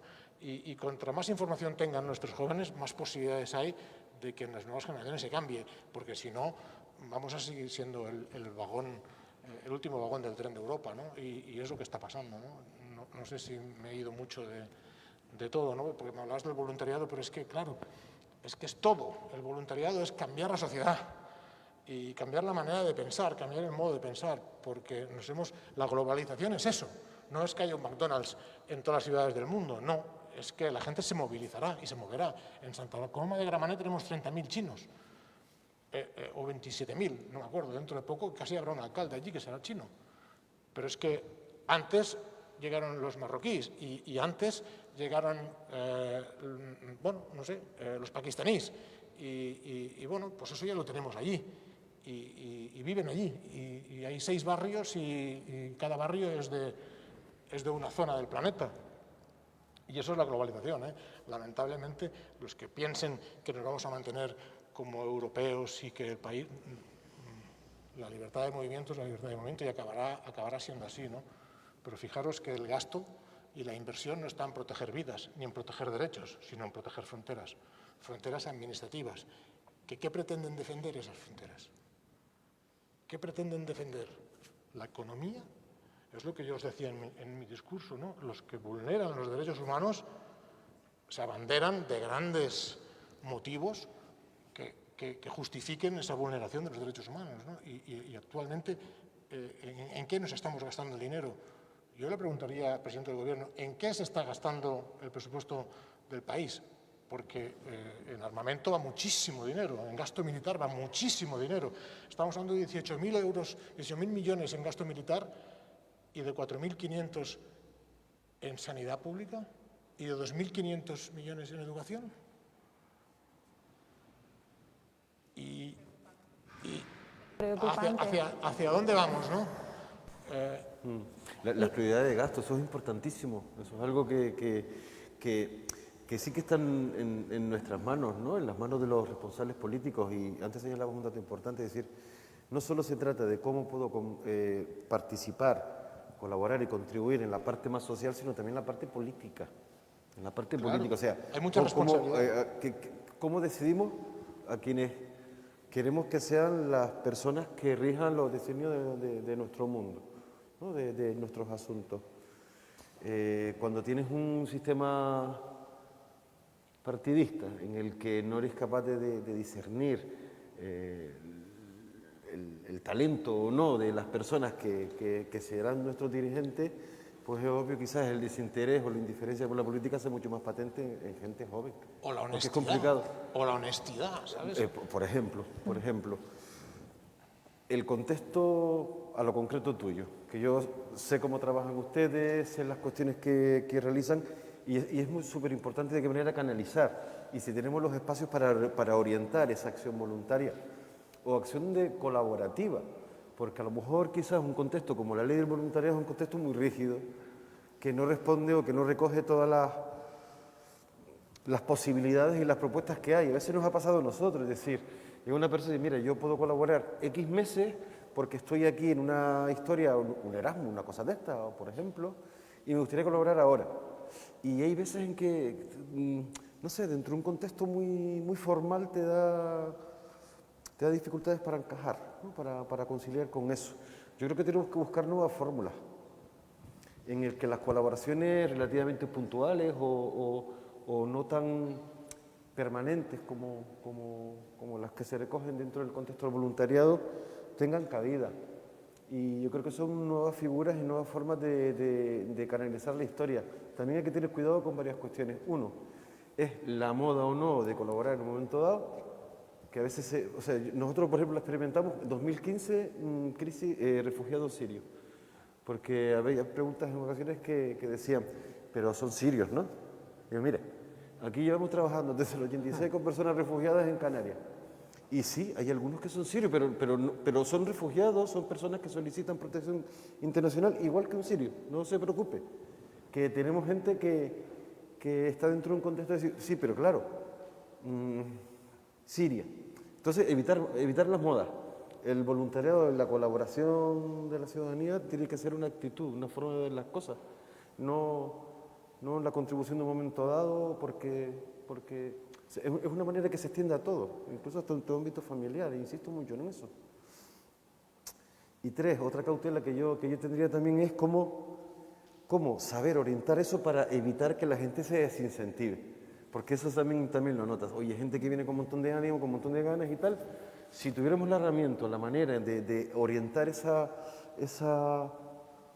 voluntad, ¿no? Ese compromiso o esa actitud hacia la colaboración de una manera, no digo ordenada, pero sí que de alguna manera cuide esa forma de ver la cosa, ese compromiso, seguramente tendríamos muchas más contribuciones a la hora de no solo de potenciar, sino de poder resolver y poder contribuir al bienestar. Yo creo que esa es la asignatura pendiente. ¿De qué manera buscamos una herramienta, una fórmula en el que ese tipo de situaciones tenga cabida de una manera mucho más amplia que lo que podemos tener ahora, una relación pues, bidireccional entre dos organizaciones, etcétera, etcétera? Y se me estará empañando la café, no sé muy bien por qué. Como estamos ya con el tiempo ahí un poco al límite, creo que había una pregunta más.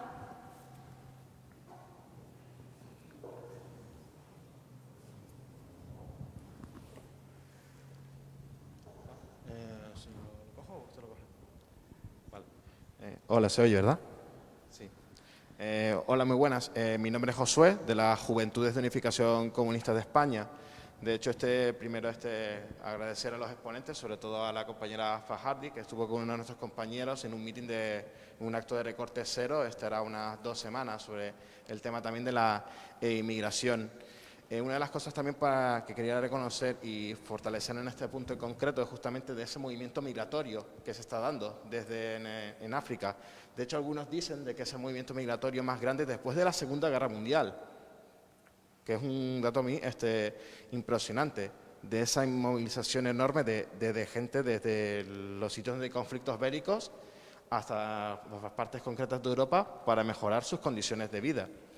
Y la pregunta que quería hacerles a los tres era justamente, como estaban hablando también, de que la Unión Europea no cumple con lo que debería de ser, pues qué medidas o exigencias concretas piensan ustedes que serían lo más acorde para evitar este tipo de situaciones. Por mi parte, a mí sí que me gustaría, respecto a tu pregunta, muchísimas gracias a todos por el interés y la intervención. Yo ya lo comenté antes, tenemos que empezar por adaptarnos a la actualidad y a la situación en la que estamos.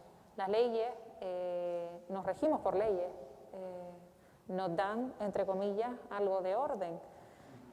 Tenemos que adaptar las leyes vigentes a la actualidad y desde la perspectiva de la humanidad, porque estamos hablando de derechos. Tenemos que dejar a un lado el interés económico, etcétera, etcétera. Eso debe de estar en un segundo plano. Yo lo que destacaría sería eso. Se tienen que adaptar y actualizar las leyes a la situación de ahora desde una perspectiva de respeto hacia los derechos humanos. Oscar lo dijo antes y yo creo que es un discurso que se está dando de una manera reiterada y hasta de pesadez ya, vías legales y seguras. Es decir, si nosotros queremos evitar que las personas mueran de la manera que están muriendo, la ruta más peligrosa es la del Atlántico, 1 de cada 20 al menos. 1 de cada 20 al menos. Establece una serie de mecanismos para que la gente pueda acceder, primero, a un país seguro, sin necesidad de jugarse la vida en el mar. Y segundo, mecanismo para que permitas a las personas intentar dar un pisco de dignidad a su horizonte vital o a su falta de horizonte vital. una política de visados coherente. O sea, no hay manera de pedir un visado, no hay manera de conseguir un visado, ni pagando dinerales. El otro día, es un caso real, el otro día llegó un chico de Guinea-Conakry con su pasaporte, tiene un visado Schengen, y yo casi me he hecho llorar, porque de esos son, es como, o sea, son pata negra, de esos no hay, de esos no hay. Eso por un lado. El que puedas pedir asilo en las embajadas y en los consulados de España en el exterior es fundamental. O sea, no todo el mundo tiene la posibilidad de poder salir de un país para llegar a España y poder pedir asilo.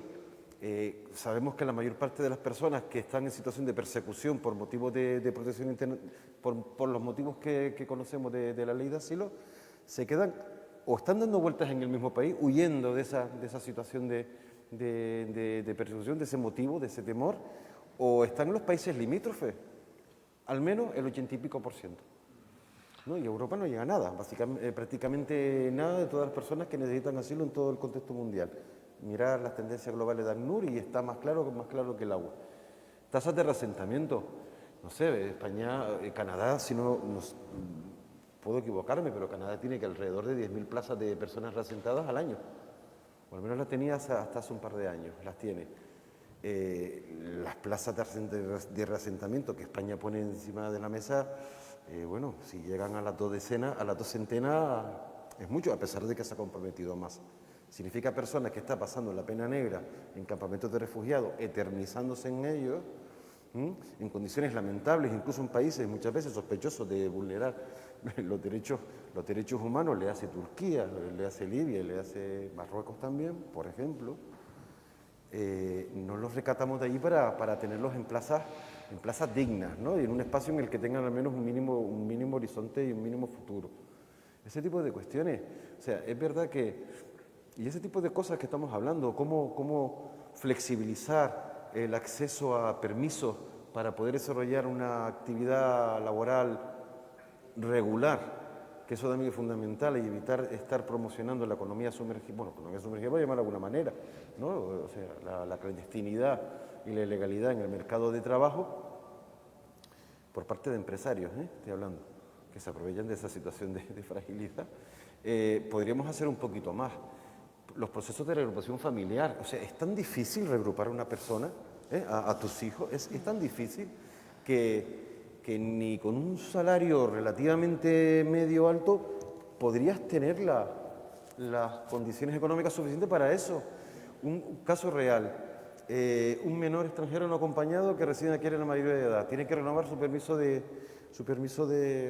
residencia, tiene que acreditar medios de vida. Un niño con 18 años, una niña de 18 años, me pongo a pensar, cuando yo tenía 18 años, a mí me dicen que tengo que hacer algo de eso y es que me da algo, ¿no? Me da algo. Entonces, si no nos adaptamos a un contexto migratorio que es distinto a una población que es estrictamente necesaria, indispensable para poder sostener los sistemas de bienestar social, principalmente el sistema de pensiones. O sea, es una hipocresía, ¿no? La visión política que podemos tener, o la visión de mientras más lejos mejor, ¿no? Ese blindaje de frontera. Al final el que tiene miedo es el que está detrás de la valla, Oscar. El que está por dentro del muro, ese es el que tiene miedo. El que está por fuera está en una situación que se convierte casi en indestructible, ¿no? Y cuando la gente tiene miedo, los que están detrás, nosotros, los que estamos detrás de la valla, normalmente elegimos la seguridad en vez de ejercer nuestras libertades. Y ese es el principal problema, a mi modo de ver. De hecho, a mí me gustaría, el compañero, ¿no?, destacó una palabra, hipocresía. Hay mucha hipocresía. Y lo que tenemos que preguntarnos es, ¿nosotros queremos ser cómplices de recibir a los turistas que vienen en cruceros con champán y a la persona que viene buscando y solicitando y pidiendo y suplicando auxilio, de ponerle trabas? No, es que como no estás en una situación concreta que establece la ley, como digas, estar en persecución, etcétera, etcétera, no puedes quedarte aquí. ¿Realmente queremos ser cómplices de eso? Yo creo que es una maravillosa pregunta, ¿no? Es como la pregunta clave para pensar en, a partir de mañana o de esta noche, si puedes hacer o puedes cambiar algo, o si esto ha servido para algo, simplemente es una charla más que alguien asiste, va, escucha un rato y después, sobre todo creo que en base también a lo que decías antes, a lo mejor estamos tan pensando en el ahora, ¿no? Bueno, ahora han llegado miles y si dentro de 3 semanas llegan menos o llegan más, pues ya veremos lo que hacemos, pero no pensamos en el futuro, a lo mejor somos nosotras o a lo mejor no son miles, sino son millones. Y entonces, ¿qué vamos a hacer? Los cortoplacismos, que son muy humanos porque parece que la vida siempre se acaba, obviamente, pero hace que nosotros trabajemos como si fuéramos inmortales a la vez, ¿no? Es como, bueno, tenemos que seguir la vida. Y cuando somos jóvenes creo que incluso nos pasa más, porque parece que tenemos toda la vida para hacer algo y resulta que a lo mejor después ya cumplimos 30, 40, 50, 60 y decimos, ¿y qué hemos hecho? Y a lo mejor lo único que hemos hecho es trabajar. O sea, con un poco de suerte trabajar en algo que nos guste, pero bueno, ¿no? Entonces, bueno, tampoco quiero alargarme. Si quieren despedirse, decir alguna coletilla final, porque ya se nos acaba un poco el tiempo, pero muchísimas gracias a ustedes por las preguntas y por estar ahí, y a ustedes por querer acompañarnos a reivindicar en este día los derechos humanos. Gracias a vosotros. Sí, estupendo. Sí. Y que todo tiene que ver con una opción en la vida, yo estoy convencido de eso. O sea, ¿qué es lo que queremos elegir en nuestra vida? Si comprometernos o vivir al margen. La jornada, ¿no? Elegir ver. O sea, tenemos que saber qué queremos elegir, ¿no? Y para ello tenemos que saber explicar cuáles son las diferentes alternativas. Y ahí yo creo que todos y todas tenemos algo que decir y algo que hacer. Y las personas que se posicionen, y las personas que se comprometen, y las personas que autónomamente también asuman sus retos, es un tema de compromiso, exacto, es un tema de compromiso y de posicionarse. Es lo que decíamos en un principio.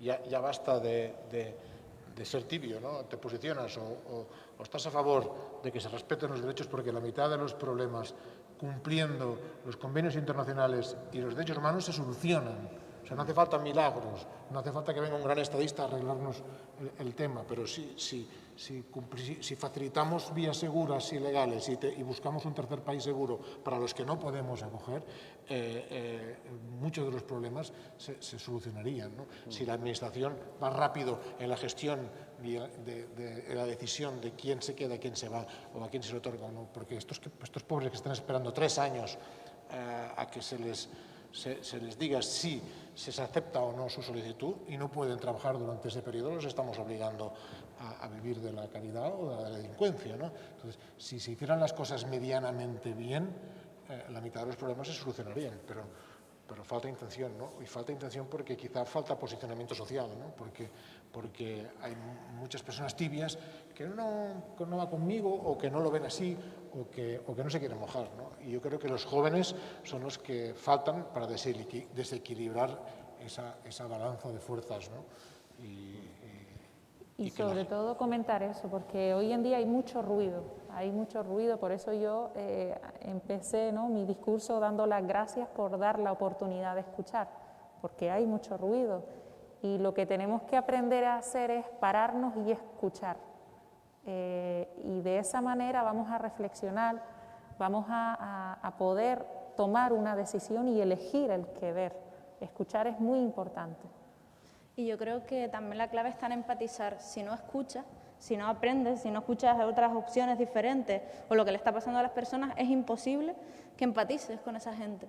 Y si no empatizas, al final caemos en que el voluntariado, incluso la solidaridad, puede ser lo que hablabas antes, Juan Carlos, de la moda, ¿no? De cuando salieron las vidas negras importan, todo el mundo ponía algo en redes sociales y al día siguiente te daba exactamente lo mismo. O sea, no eras consciente o no aplicabas a tu vida lo mismo que habías dicho el día anterior en redes sociales porque había pasado algo, eras hashtag y tú querías entrar dentro de la tendencia de moda o lo que fuera, ¿no?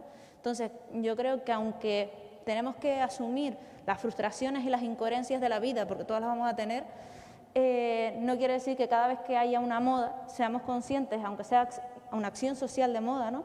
Aunque la pongamos, también lo tenemos que ser conscientes cuando pase en Órsola, cuando pase en el Hierro, cuando pase en el Mediterráneo, en cualquier parte del mundo. Y ahí creo que ese clic es el que nos falta. Ahí está, en ello estamos. Muy bien, muchas gracias.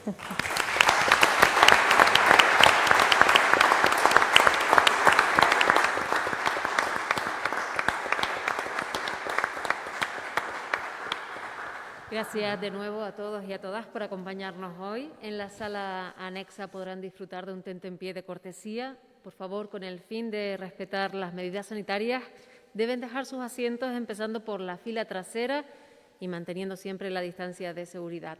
Buenas tardes y muchísimas gracias.